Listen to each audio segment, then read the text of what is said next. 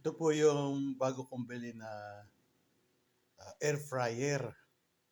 Ang tatak po ay China, Miyaw. Miyaw.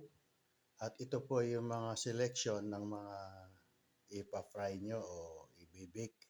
Ito sa bagong air fryer na nabili ko po sa Lazada. Meron po siyang temperature.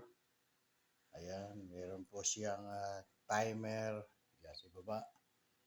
At ito po yung mga instructional booklet at babasahin ko pa kung ano mga operation ito, instructional o how to operate the machine or itong air fryer.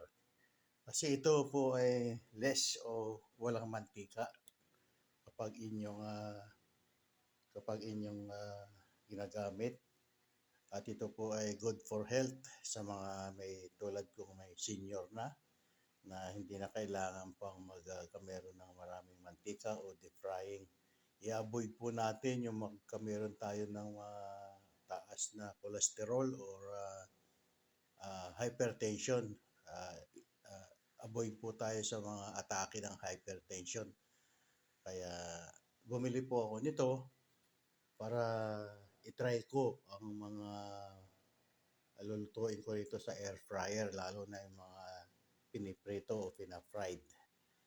At abangan po nyo kung paano ko i-fry ang isang items or food para dito sa air fryer na nabili ko.